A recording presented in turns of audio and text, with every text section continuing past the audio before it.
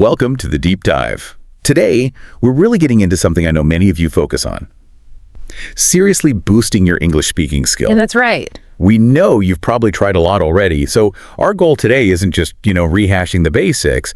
We've looked at some great sources to find those deeper insights, those practical things you can actually do to lift your fluency and, maybe just as importantly, your confidence. Exactly. It's less about starting over and more about refining what you've got, building on it, finding those little tweaks that take your English from just good to genuinely great. Yeah. We've pulled together insights from a lot of material to help you see not just what works, but why it works. So you can really apply it and make English feel, well, more natural, a confident part of your everyday life. Okay, let's dive in then. First stop, the foundations. Our sources keep coming back to vocabulary and grammar. They're like the absolute bedrock, right? Absolutely. The code, if you like. But it's more complex than just memorizing words from a list, isn't it? Oh, definitely. Way beyond rote learning. For someone pushing past the intermediate stages, the key is understanding things like connotation, register, which words typically go together, collocations. Can you give an example? Sure. Think about the word walk. Simple enough. But you could stroll or amble, march, stride.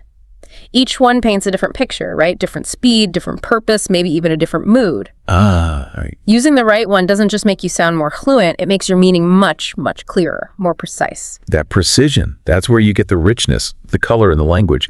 So something practical you can do right now, listening to this, maybe ditch the simple vocabulary list. Try creating a contextual vocabulary journal. So when you find a new word, don't just write the definition. Grab the whole sentence it was in. Yes. What other words were around it? What kind of feeling did it give off? That helps you really internalize how to use it, not just what it means. Great tip. Okay, quick brain exercise before we shift gears. Right now, think of 3 synonyms for the word speak. Just hold on to those. We'll loop back later. And I want you to think about the different flavors each word has. Okay. So building on that idea of precision, let's talk grammar. Grammar. Everyone's favorite topic. Ha! Well, it often gets a bad rap, seen as dry or, overly technical. But honestly, it's the unsung architect of clarity. That's a good way to put it. It really is the framework. It holds your sentences together, make sure people actually understand what you're trying to say. Without solid grammar, even a huge vocabulary can fall flat, lead to misunderstandings. That's so true. It's subtle things too, isn't it? Like, I must go to the meeting versus I should go. Completely different levels of obligation there. Exactly. Or even tiny prepositions. Think about I'm interested in politics versus I'm interested about politics. The second one just sounds off. Right. A bit clunky. And these aren't just beginner issues. Even quite advanced speakers can trip up on these finer points sometimes. So how do you tackle that without getting overwhelmed? Well, the sources seem to agree on a focused approach. Don't try to fix everything at once. Pick one tricky grammar point you struggle with. Maybe it's conditionals or reported speech or those pesky articles a and the. Okay. Dedicate a week to really understanding it. Find some targeted exercises online, there are tons, and then, crucially, make a conscious effort to use that specific structure when you speak throughout the week. So deliberate practice. Exactly. That focused repetition helps move it from something you have to consciously think about to something that becomes more automatic. All right, that makes sense. So we've got the building blocks, vocab, and grammar. Now, let's shift to actually using them. This is where the practice comes in, turning that knowledge into a real skill. Yes. And the message from our sources here is loud and clear: daily speaking practice. It's pretty much non-negotiable if you want serious progress. Consistency is key. It really is. It's about making English an active part of your day, not just something you study. And it doesn't have to be formal lessons. Right, like what? You could just, talk to yourself. Narrate what you're doing. Describe your commute out loud. Talk through making dinner. Explain what you see outside the window. Anything to get your brain thinking and speaking in English regularly. Kind of like making your internal monologue external sometimes. Precisely. And a really powerful tool to help with this, something you can try, is using a voice recorder. Your phone's perfect for this. Oh yeah. How does that help? Just record yourself talking for a couple of minutes. Describe your day, read something aloud, talk about a hobby. It might feel a bit weird at first. I can imagine. But listening back is incredibly revealing. You'll suddenly notice things you'd never catch otherwise, like maybe you overuse certain filler words or struggle with a specific sound or keep making the same small grammar mistake. It's like having your own personal feedback loop. Your own coach, almost. Exactly. Now, moving from talking to yourself to talking with others, language partners, this adds a whole new dynamic. Right. Takes it out of your head and into the real world. It does, and it provides that immediate feedback, that encouragement that you just can't get practicing alone. It's a dedicated space to push yourself a bit. And finding partners seems easier than ever now, with all the apps and websites. Things like HelloTalk or Tandem. Absolutely. Great resources for connecting with native speakers all over the world. Often people looking to learn your language too, so it's a mutual exchange. But just jumping into a chat might not be the most effective way, right? That's a really important point.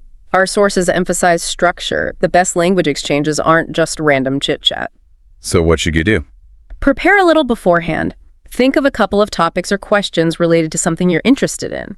This helps guide the conversation. Make sure you're actually using the vocabulary or grammar you want to work on. It just makes the whole session much more productive. Moves beyond just, hi, how are you? Good advice. All right, so we've talked about daily chatter and partners. What about taking that recording idea a step further for more detailed feedback? Yes, structured self-recording. Think of it like your personal language lab.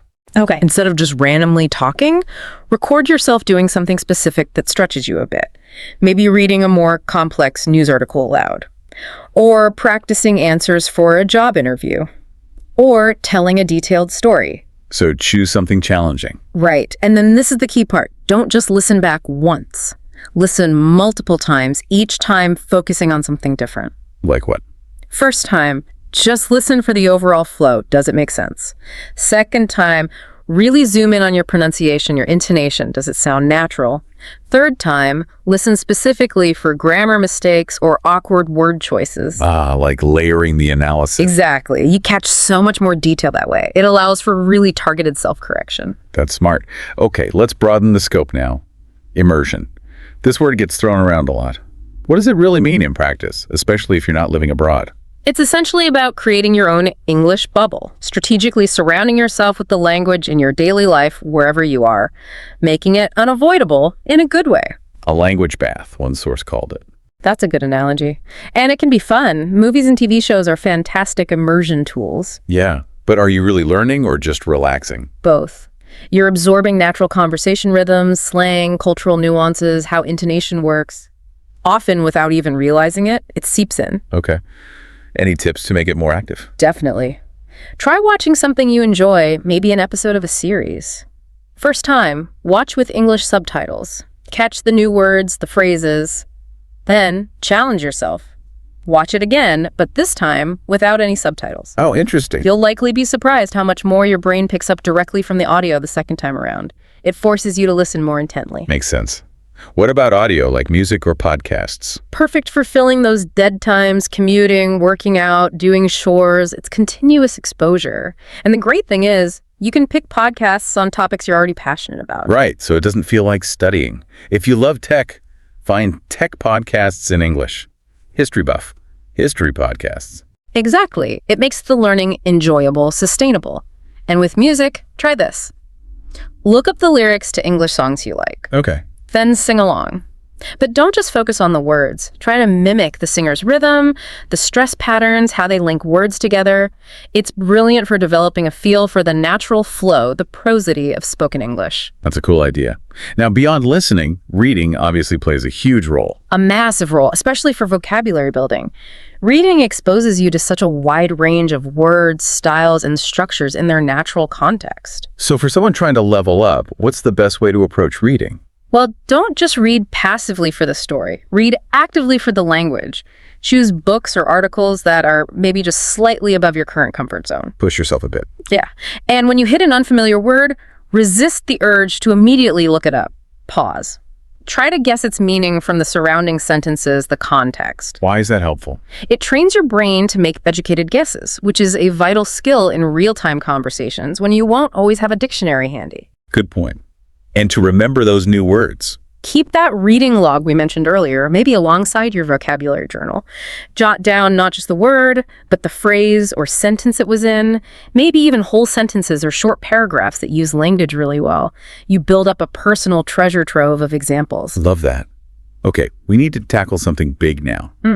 Fear, that hesitation, that anxiety many learners feel about actually speaking. Yes, the elephant in the room. It's totally normal, but our sources are crystal clear. It's often the single biggest barrier to fluency. You have to find ways to push past it. So how do you do that? How do you manage the fear of making mistakes? Well, what's really interesting is how successful learners reframe mistakes. They stop seeing them as failures. And see them as data points, valuable feedback. Each mistake highlights exactly where there's a gap in your knowledge or skill. It's concrete evidence that you're trying, you're stretching yourself, and crucially, that you're learning. So change your mindset about errors.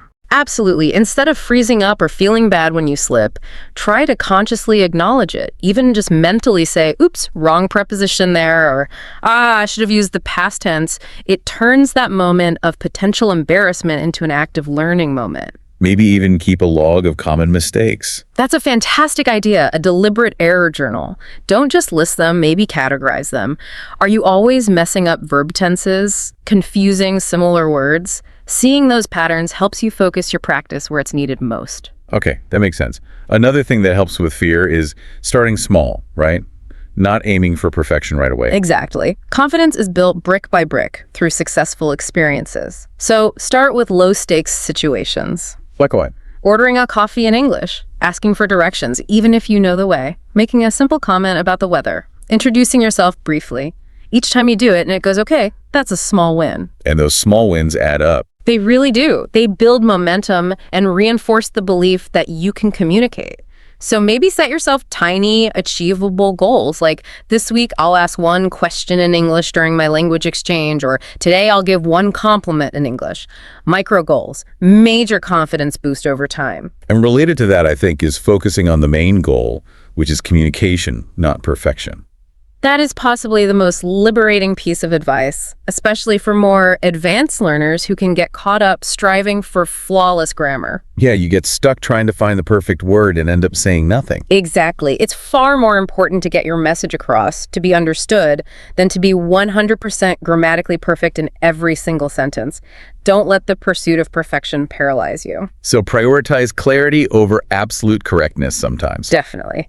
A slightly awkward but understandable sentence is infinitely better than a theoretically perfect sentence that you were too afraid to even try saying. What helps with that?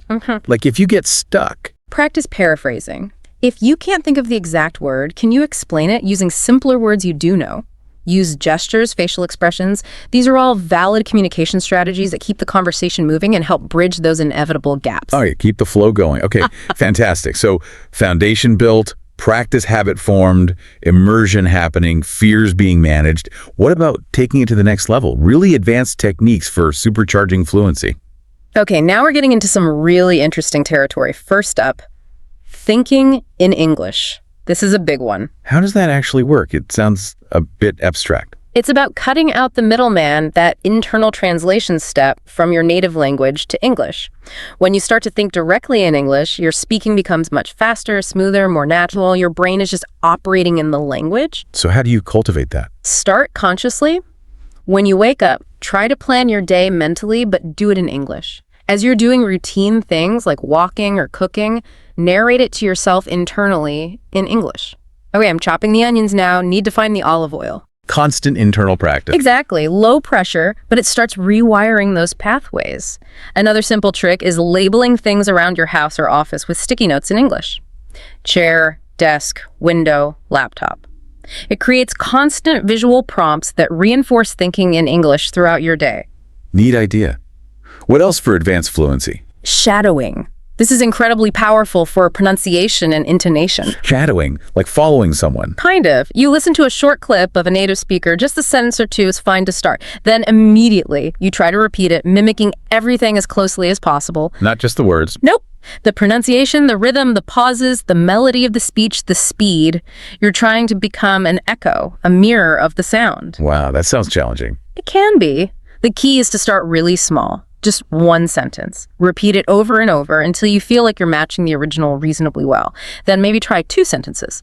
It builds muscle memory for how English actually sounds when spoken naturally. Okay, I can see how that would help. And finally, Idioms and phrasal verbs. Mastering these is like unlocking a secret level of fluency. the things that often trip learners up. They can, but they add so much color and naturalness. Native speakers use them constantly without even thinking. Using them well makes you sound much less like you're reading from a textbook and much more authentic. So instead of just, I'm very tired, maybe. I'm beat, or I'm wiped out, or instead of, we need to postpone the meeting, we need to push back the meeting, they're just natural shortcuts. Right. So how do you learn them effectively? Not just memorizing lists. Context is everything.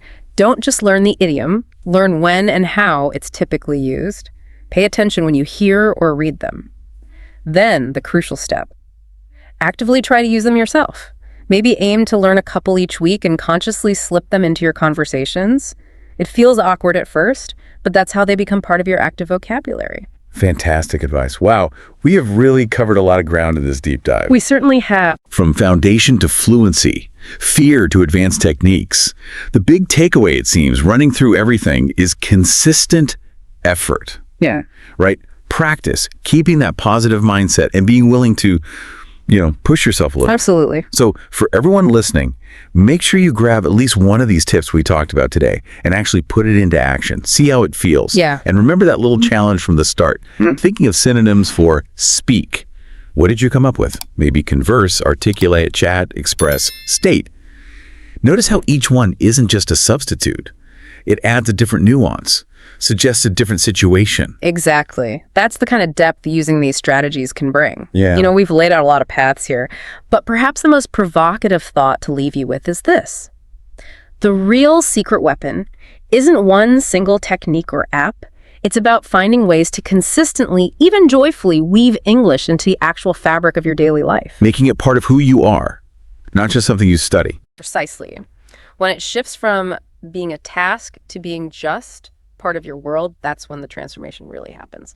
So the question for you is, what aspect of your English journey, what small change will you focus on first to bring this living language truly to life for yourself?